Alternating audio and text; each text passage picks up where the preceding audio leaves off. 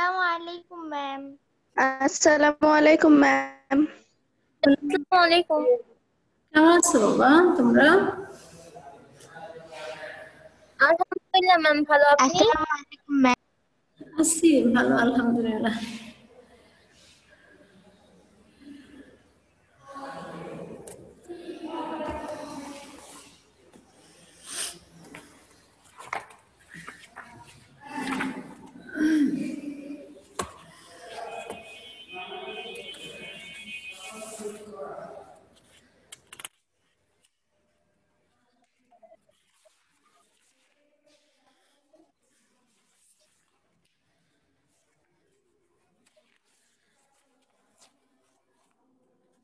গতকালকে আমরা বিশেষ্য পড়েছিলাম, তাই তো? জি ম্যাম। আচ্ছা, বলছি যে কোন কোন পদের বচন ভেদ হয় বলো তো? কোন কোন পদের বচন ভেদ হয়? বিশেষ্য ও সর্বনাম বিশেষ্য পদের। বলছি যে উন্নত প্রাণীবাচক শব্দের বহু বচনে কি কি বসে? বৃন্দ, মণ্ডলী, বর্গ। আচ্ছা, আর অপ্রাণীবাচক শব্দের বহু বচনে কি কি বসে? গুচ্ছ, দাম, নিকট, মালা। রাশি ব্যবহৃত হয়। বলছে যে প্রাণী এবং অপ্রাণীবাচক শব্দের বহু বচনে কি কি বসে? রা, এরা, গণ, গুলো, কুল, সকল, সব, সমূহ। আচ্ছা, ঠিক আছে। বলছি যে সকল ছাত্রদের বুঝিয়ে দেওয়া হয়েছে, এই বাক্যটাকে ভুল কেন বলা হয়েছে? কারণ যে এখানে দুইটা বহুবচন শব্দ ব্যবহার করা হয়েছে। কোন দুটা বহু বচন এখানে? সকল আর ছাত্রদের। ছাত্রদের, তাই? তার মানে কি যে একই বাক্যে দুটো বহু বচন বোধক শব্দ ব্যবহার করা যাবে না। হয় ছাত্রদের ব্যবহার করতে হবে, না হলে ছাত্রকে বলতে হবে, তাই না? আর পদ মোট কয় প্রকার আমরা পড়েছিলাম? 5 প্রকার। বিশেষ্য কাকে বলে? বাক্যে বাক্যে ব্যবহৃত কোনো বস্তু, ব্যক্তি, বস্তু, সমষ্টি ইত্যাদি ব্যবহার বোঝায় তাকে বিশেষ্য বাক্য বলে। আচ্ছা, মানে কি এক কথায় বিশেষ বলে, তাই না? তাহলে আমরা বিশেষ্য পদ পড়তে গিয়ে এর যে শ্রেণী বিভাগ পেয়েছি, তো সেই শ্রেণী বিভাগের মধ্যে একটা সংজ্ঞাবাচক বিশেষ্য আছে। সংজ্ঞাবাচক বিশেষ্য কাকে বলে? সংজ্ঞাবাচক বিশেষ্য কাকে বলে? যে বিশেষ্য পদ ব্যক্তি, প্রাণী, ইত্যাদি নাম বোঝায় তাকে সংজ্ঞাবাচক বিশেষ্য। আচ্ছা, মানে কি নির্দিষ্ট নাম বোঝাবে, তাই না? নির্দিষ্ট নাম বোঝালে সেটা কি হবে? সংজ্ঞাবাচক বিশেষ্য। তাহলে এখানে নির্দিষ্ট কিছু নাম বলো দেখি, একজন একজন করে। হ্যাঁ, তারপরে ব্যক্তির নাম আলাউল, বঙ্কিম, নজরুল, সুকান্ত। হ্যাঁ, অথবা যদি পাহাড় পর্বতের নাম থাকে তাহলে কি করতে হবে? সেই পাহাড়ের নাম, পর্বতের নাম উল্লেখ করে বলতে হবে। যেমন হিমালয়, হিমালয়, হিমালয়, লালমাই। তাই না? তারপরে বলছে যে যদি কোনো প্রাণীর নাম নির্দিষ্ট করে বলা হয়, তার মানে গরু, হ্যাঁ, মানুষ, গরু, ছাগল। হাঁস, মুরগি সবই এক একটা প্রাণী। তাহলে এখানে শ্রেণীবাচক বিশেষ্য কাকে বলে? শ্রেণীবাচক বিশেষ্য কাকে বলে? যে যে বিশেষ্য পদ দ্বারা দ্বারা ব্যক্তি, প্রাণী, ব্যক্তি, স্থান, স্থান, নদী ইত্যাদি সাধারণ নাম বোঝায় সাধারণ তাকে নাম শ্রেণীবাচক বোঝায় বিশেষ্য বলে। এক শ্রেণীর বা এক জাতীয় নামকে যখন বোঝানো হবে তখন সেটা কি হবে? শ্রেণীবাচক বিশেষ্য। যেমন উদাহরণ বলো, শ্রেণীবাচক বিশেষ্যের নাম, মানে উদাহরণ বলো। মাছ, মানুষ, পাখি, সাগর, পর্বত, পর্বত, কবি, হ্যাঁ, শহর, বই, গাছ। হ্যাঁ, এগুলা শহর মানে কি যে কোনো শহরই হতে পারে, তাই না? ছোট বড় বা ঢাকা, রাজশাহী, বগুড়া, যেটা বলি না কেন যে কোনো শহরের নাম হলেই হলো। আবার গাছ, সেটা আম গাছ, জাম গাছ, কাঁঠাল গাছ, কলা গাছ, যেটা যে কোনো একটা কি যে গাছ হলেই আসলে সেটা কি যে হলো শ্রেণীবাচক বিশেষ্য। তো সমষ্টিবাচক বিশেষ্য কাকে বলে? যে বিশেষ্য পদ দ্বারা এক জাতীয় ব্যক্তি, প্রাণী, বস্তুর সমষ্টি বোঝায় তাকে সমষ্টিবাচক বিশেষ্য বলে। যেমন উদাহরণ বলো।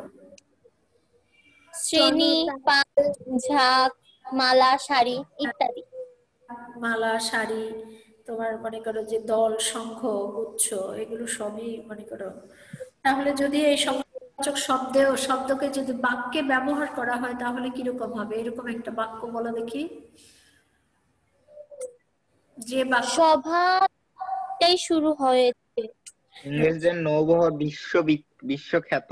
হ্যাঁ, বিশ্ববিখ্যাত বা বিশ্বখ্যাত, তাই না?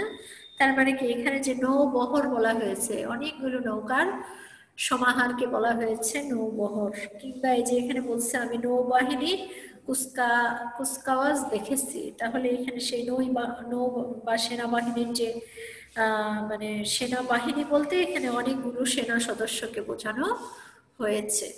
এরপরে বলা আছে ভাববাচক বিশেষ্য। ভাববাচক বিশেষ্য কাকে বলে? যে যে বিশেষ্য বিশেষ্য পদ পদ দ্বারা ক্রিয়ার ভাব বা কাজের নাম বোঝায় কাজের তাকে নাম ভাববাচক বোঝায় ক্রিয়াবাচক। তাকে ভাববাচক বিশেষ্য বলে। হ্যাঁ, যেমন উদাহরণ বলো, উদাহরণ বলো।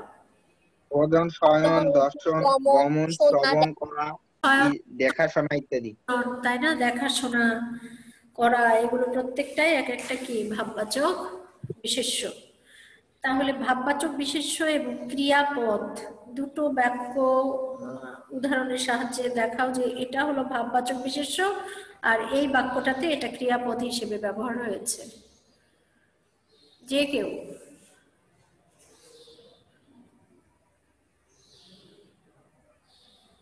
কুকুর নাচন দেখে যা, এটা হচ্ছে ভাববাচক বিশেষ্য। আর কুকুর নাচছে, এটা ক্রিয়াপদ বিশেষ্য। আচ্ছা, আর যে কেউ একজন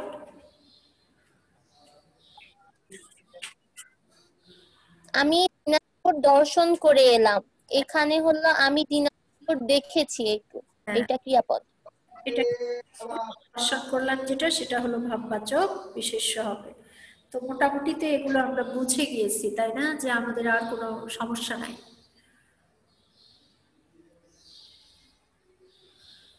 তাই না? জি ম্যাম।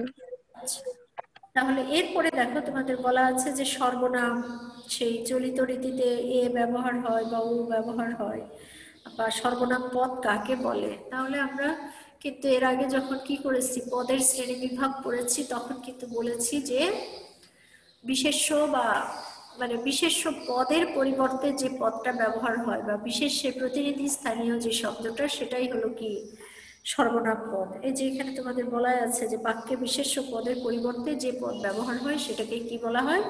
সর্বনাম পদ বলা হয়। এখানে তোমার উদাহরণ দিয়ে বলা আছে যে বকুল ভালো ছেলে, তারপরেই দেখো সর্বনামে ব্যবহার করা আছে যে সে প্রতিদিন স্কুলে যায়। তার মানে কি এই বকুলের পরিবর্তে এখানে কি ব্যবহার করা হয়েছে?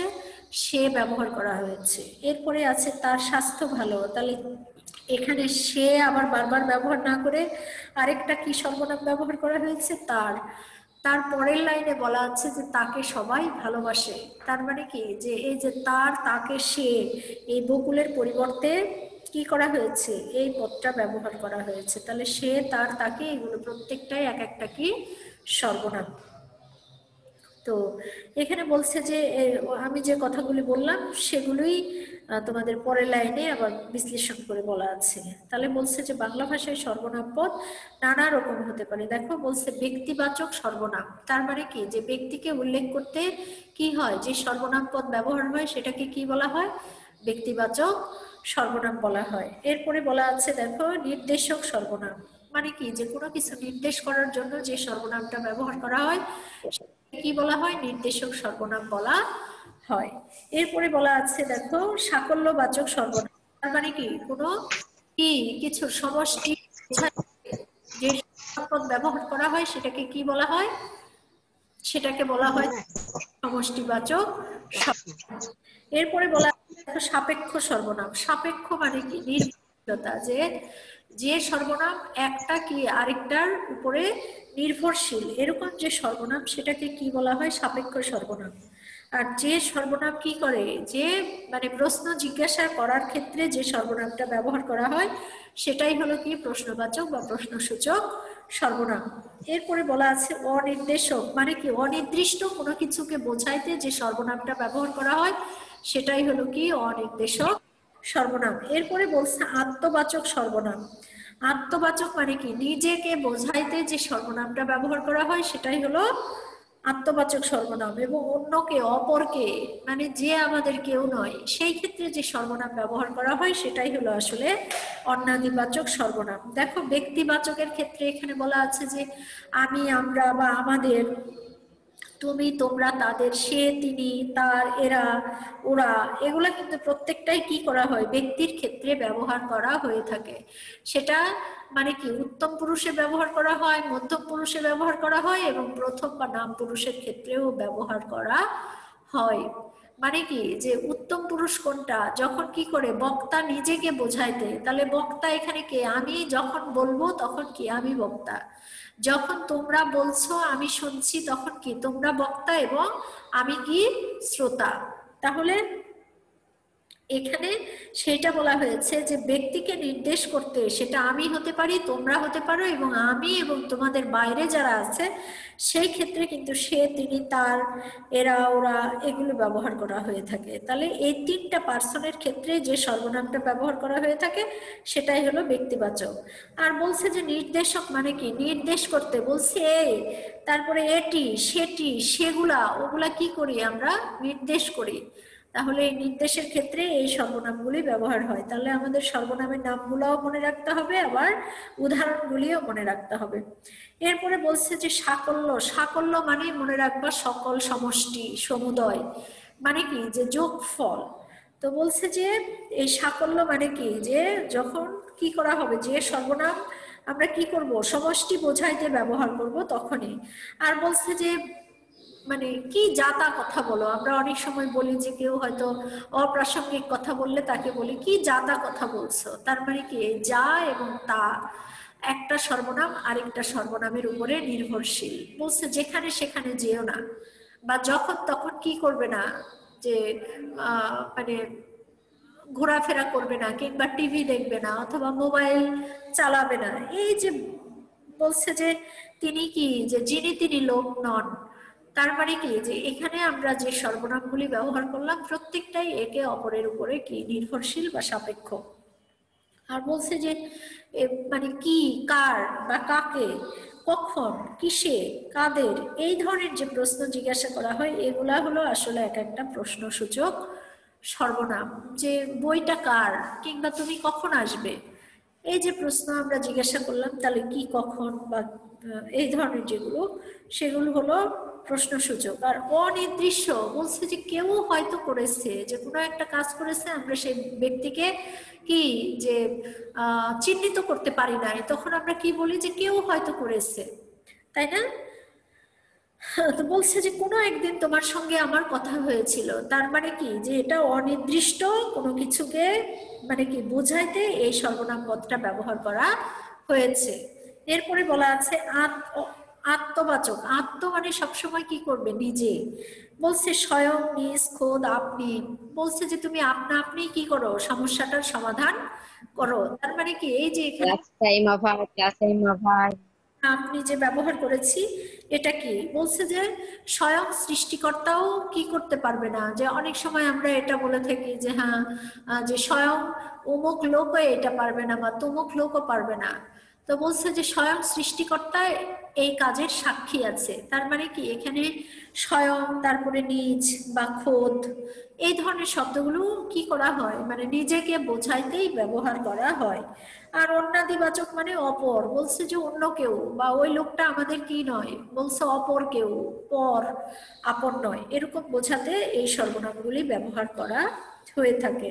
তাহলে আমরা এখানে সর্বনামের যে 8টা শ্রেণী বিভাগ পেয়েছি এবং 8টা শ্রেণী বিভাগের নাম এবং যে উদাহরণগুলি দেওয়া আছে, এগুলো কিন্তু আমাদের খুব সুন্দর করে কি করতে হবে, মনে রাখতে হবে। আবার এই পাশে তোমাদের ওই সর্বনামগুলোই আবার এখানে বলা আছে যে দেখো, যে সর্বনাম পদ সাধারণত বিশেষ্যকে নির্দিষ্ট করে দেয়, বিশেষ্যকে নির্দিষ্ট করে দেয়, তাহলে সেটাকেই বলা হয়েছে নির্দেশক সর্বনাম।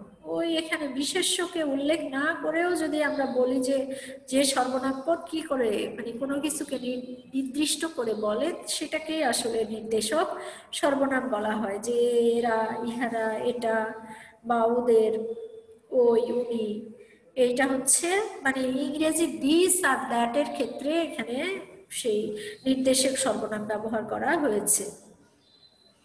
আর ওই কথাগুলোই এখানে আবার নিচে বলছে যে এটার বলছে দেখো, নিচে নির্দেশক সর্বনাম এ এবং ও এর চলিত রূপ দেখানো হলো। এখানে এক বচনে কি কি ব্যবহার হয় প্রাণীর ক্ষেত্রে, আবার বহু বচনে কি কি ব্যবহার হয়। যেমন এখানে উদাহরণ বলছে যে এ আমার ভাই, এর নাম উজ্জ্বল। তার মানে কি, এখানে আমরা কি করেছি, এক বচনে এ এবং এর ব্যবহার করেছি।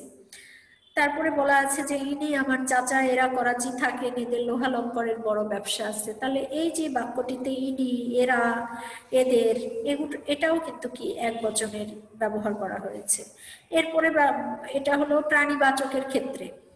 আবার এখানে বলা আছে যে অপ্রাণীবাচকের ক্ষেত্রে বলছে যে এটা এখান থেকে সরাও। এটা মানে কি, সেটা বই হতে পারে, খাতা হতে পারে, কলম হতে পারে, যে কোনো একটা কি অপ্রাণীবাচক। এই যে বলছি এগুলো টেবিলে রাখো, বা এটি আপনার বই, তার মানে কি এটি, এগুলো। তাহলে এগুলো এই ক্ষেত্রে আমরা কি দেখেছি যে এটা হলো তোমার বহু বচন। আবার এই যে এখানে বলছে যে এদের লোহা লক্করের বড় ব্যবসা আছে, এখানে এদেরটাও কিন্তু কি বহু বচন, কিন্তু এটা কি প্রাণীবাচকের ক্ষেত্রে ব্যবহার হয়েছে, আর নিচের গুলো অপ্রাণীবাচকের ক্ষেত্রে ব্যবহার হয়েছে। এরপরে বলা আছে যে তোমার প্রাণীবাচকে কি কি রূপ ও এর ব্যবহার হতে পারে, যে ও, ওর, ও, উনি, ওদের, ওকে। আবার বহু বচনের ক্ষেত্রে ওরা, ওদের, ওরা, ওদের, ওদেরকে, এরকম। বলছে যে ও যেন ফিরে আসে। তারপরে বলছে উনি সম্পর্কে আমার মামা হন, ওদের বাড়ি কোথায়, বলছে ময়মনসিংহ। এখানে ও এর উপরে কেন চন্দ্রবিন্দু ব্যবহার করা হয়েছে, ও এর উপরে চন্দ্রবিন্দু ব্যবহার করা হয়েছে সম্মানীয় ব্যক্তির ক্ষেত্রে, যে উনি আমার মামা হন এবং ওদের বাড়ি কোথায়, রাজশাহী। তারপরে বলছে ওকে এখন ওকে এখন ডাকার দরকার নেই, কিংবা ওদের যেতে বলো। তাহলে এখানে কি করা হয়েছে, যে এক বচন এবং বহু বচন দুটোই ব্যবহার করা হয়েছে, কিন্তু ও দিয়ে ব্যবহার করা হয়েছে। এরপরে বলছে দেখো অপ্রাণীবাচকের ক্ষেত্রে, অপ্রাণীবাচকে বলছে যে এক বচন বলছে ওই, ওটি, ওখানা। আর বহু বচনের ক্ষেত্রে বলছে ওসব, ওগুলো, বলছে ও সমস্ত। তার মানে কি, যে এটা প্রাণীবাচক এবং অপ্রাণীবাচকের ক্ষেত্রে বলছে তবে ওই কথাই থাকলো। তার মানে কি, যে ওই কথাটাকে এখানে নির্দেশ করা হয়েছে। বলছে ওটা আবার কিসের বই, বা ওখানা আবার কবে কিনলে, বলছে ওসব কথা ছেড়ে দাও তো।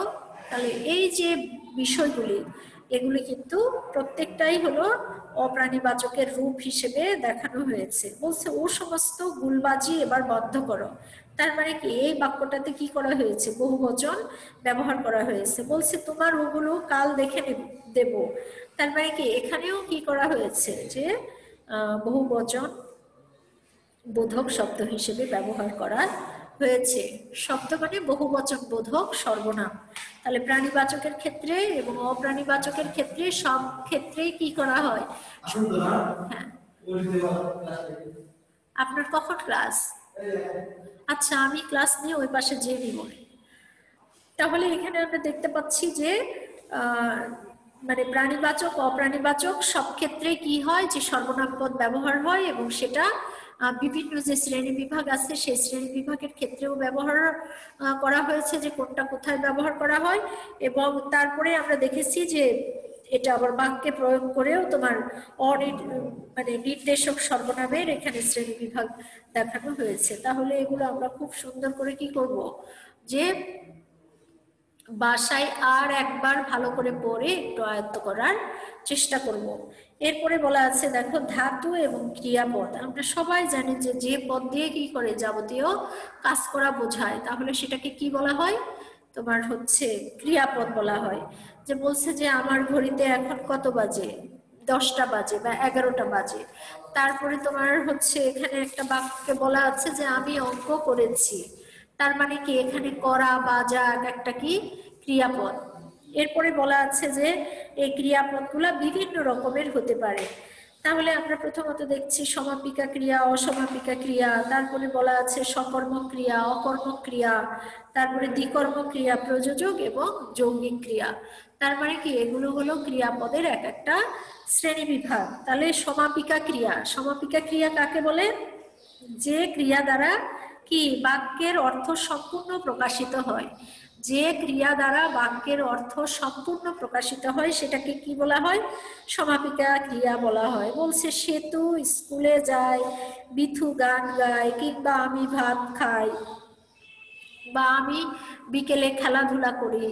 এই বাক্যটাতে যে ক্রিয়াপদটা ব্যবহার করা হয়েছে সেই ক্রিয়াপদটা কি করেছে, যে সম্পূর্ণ বাক্যের অর্থটা প্রকাশ করতে পেরেছে।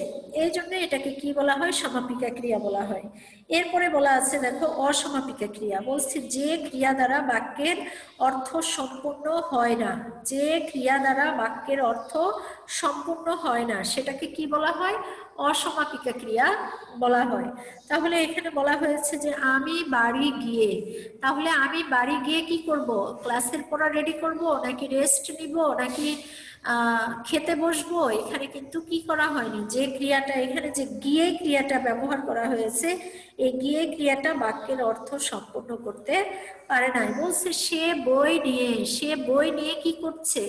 পড়াশোনা করছে, নাকি টানাটানি করছে, নাকি মানে পাতা উল্টাচ্ছে, কি করছে আসলে? এখানে যে নিয়ে ক্রিয়াপদটা ব্যবহার করা হয়েছে, এই ক্রিয়াপদটা বাক্যের অর্থ সম্পূর্ণ করতে পারেনি, অসম্পূর্ণই থেকে গিয়েছে। সেই জন্য এই বাক্যটাকে কি বলা হয়েছে? অসমাপিকা ক্রিয়া। এই বাক্যে ব্যবহৃত ক্রিয়াটাকে বলা হয়েছে অসমাপিকা ক্রিয়া। তাহলে সমাপিকা ক্রিয়া বাক্যের অর্থ কি করতে পারবে? যে অর্থ সম্পূর্ণ প্রকাশ করতে পারবে। আর অসমাপিকা ক্রিয়া বাক্যের অর্থ সম্পূর্ণ প্রকাশ করতে পারবে না। এরকম যেটা সেটাকে বলা হয় অসমাপিকা ক্রিয়া। তাহলে আমরা এখানে এই যে বলছে আমি বাড়ি গিয়ে খাবো, সে বই নিয়ে পড়তে বসেছে, যদি আমরা পরবর্তী কি করতাম, যে পদগুলি যদি ব্যবহার করতাম, তাহলে কি হতো, যে ওই বাক্যটার অর্থ সম্পূর্ণ প্রকাশ হতো। এরপরে বলা আছে দেখো অকর্মক ক্রিয়া। যে ক্রিয়ার কোনো কর্মপদ থাকে না, যে ক্রিয়ার কোনো কর্মপদ থাকে না সেটাকে কি বলা হয়? সরি, সকর্মক ক্রিয়া বলি আগে। যে ক্রিয়ার কর্মপদ আছে সেটাকে কি বলা হয়? সকর্মক ক্রিয়া বলা হয়। যেমন মানে ক্রিয়ার যে কর্মপদ আছে এটা আমরা কি করে বুঝবো? ক্রিয়াকে কি বা কাকে দিয়ে যদি প্রশ্ন করে উত্তর পাওয়া যায়, ক্রিয়াকে কি বা কাকে দিয়ে প্রশ্ন করে যদি উত্তর পাওয়া যায়, তাহলে সেটাকে কি বলা হয়? সকর্মক ক্রিয়া বলা হয়। যেমন এখানে বলছে স্বপন চিঠি লিখছে, তাহলে আমরা এখানে লিখছে কে বলে, কে চিঠি লিখছে? স্বপন চিঠি লিখছে। তাহলে এই লেখাটা কি বলছে? যে সকর্মক ক্রিয়া, কারণ এই ক্রিয়ার কর্ম আছে। বলছে কাঞ্চন বই পড়ে, তাহলে কাঞ্চন কি পড়ে? কাঞ্চন বই পড়ে। তার মানে কি, যে এক কথায় ক্রিয়াকে কি বা কাকে দিয়ে প্রশ্ন করে যদি উত্তর পাওয়া যায়, তাহলে সেটাই হলো আসলে সকর্মক ক্রিয়া। এরপরে বলা আছে অকর্মক ক্রিয়া। যে ক্রিয়ার কোনো কর্ম থাকে না, যে ক্রিয়ার কোনো কর্ম থাকে না সেটাকে কি বলা হয়? অকর্মক ক্রিয়া বলা হয়। তাহলে এখানে বলছে স্বপন লিখছে, কিন্তু আমরা যদি বলি যে লিখছে কে, এখন যদি আমরা কি বা কাকে দিয়ে যদি প্রশ্ন করি, তাহলে কিন্তু আমরা এই দুটো বাক্যে যে স্বপন লিখছে এবং কাঞ্চন পড়ছে, এই দুটো বাক্যতে কিন্তু কোনো কর্মপদ পাবো না। সেই জন্য এটাকে কি বলা হয়? অকর্মক বলা হয়। সব সময় এই দুটো জিনিস মনে রাখবা যে ক্রিয়াকে কি এবং কাকে দিয়ে প্রশ্ন করে যদি উত্তর পাওয়া যায়, তাহলে মনে করবা ওটার কর্মপদ আছে, তাহলে সেটা সকর্মক। আর যদি ক্রিয়াকে কি এবং কাকে দিয়ে প্রশ্ন করে যদি কোনো উত্তর না পাওয়া যায়, তাহলে মনে করবা যে সেটা হলো অকর্মক ক্রিয়া। আর যে ক্রিয়ার দুটা কর্মপদ থাকবে, যে ক্রিয়ার দুটো কর্মপদ থাকবে, বলছে শিক্ষক ছাত্রদের বাংলা পড়াচ্ছেন, তাহলে এখানে কি শিক্ষক হলো কর্তা, এই ছাত্রদের একটা কর্ম এবং বাংলা আরেকটা কি কর্ম, তাহলে এখানে পরপর দুটো কর্মপদ ব্যবহৃত হয়েছে। তার মধ্যে হলো ছাত্রদের হলো ব্যক্তিবাচক কর্ম আর বাংলাটা হলো বস্তুবাচক কর্ম। এই ব্যক্তিবাচক এবং বস্তুবাচক কর্মের আবার দুটো নাম আছে, যে বস্তুবাচক কর্মকে বলা হয় মুখ্য কর্ম বা প্রধান কর্ম যেটা, আর ব্যক্তিবাচক কর্মকে বলা হয় গৌণ কর্ম বা অপ্রধান কর্ম। তাহলে যে ক্রিয়ার দুটো কর্মপদ থাকবে সেটাকে বলা হয় দ্বিকর্মক ক্রিয়া। এই দ্বিকর্মক ক্রিয়ার মধ্যে একটা ব্যক্তিবাচক আর একটা হলো বস্তুবাচক। যেটা ব্যক্তিবাচক সেটা হলো অপ্রধান, আর যেটা বস্তুবাচক সেটা হলো প্রধান বা মুখ্য। অপ্রধান বা গৌণ আর প্রধান বা মুখ্য। মাথায় রাখবে যে ব্যক্তিবাচকটাই হলো কি গৌণ আর বস্তুবাচকটাই হলো মুখ্য। তাহলে দেখো পরের উদাহরণ যেটা বলা আছে, মা শিশুকে দুধ খাওয়াচ্ছেন, তাহলে এখানে কোন দুটো কর্মপদ বলো তো? খায়রুল বলো।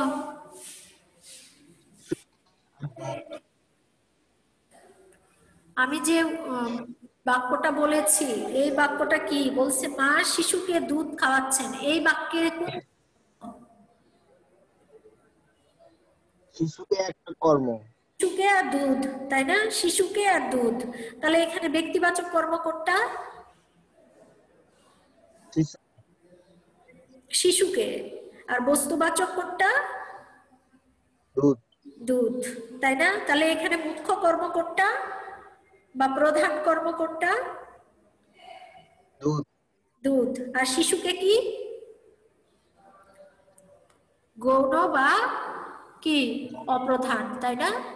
শিশুকে কি গৌণ বা অপ্রধান। তো কেন শিশুকে গৌণ বা অপ্রধান বলা হয়েছে? কেন? কারণ এটা কি, এটা হলো ব্যক্তিবাচক, তাই না? এটা ব্যক্তিবাচক কর্ম, আর দুধটা কি বস্তুবাচক। সেজন্য কি যে বস্তুবাচককে মুখ্য বা প্রধান কর্ম বলা হয়, আর ব্যক্তিবাচককে গৌণ বা অপ্রধান কর্ম বলা হয়। তো ঠিক আছে, আজকে আমাদের সময় শেষ। তোমরা এইটা কি করবে, এই দ্বিকর্মক ক্রিয়া পর্যন্ত এবং সর্বনাম যতখানি হলো পুরাটাই একদম সুন্দর করে আগামী ক্লাসের জন্য রেডি হয়ে আসবে। ততক্ষণ পর্যন্ত সবাই ভালো থাকো। আসসালামু আলাইকুম। ওয়ালাইকুম আসসালাম।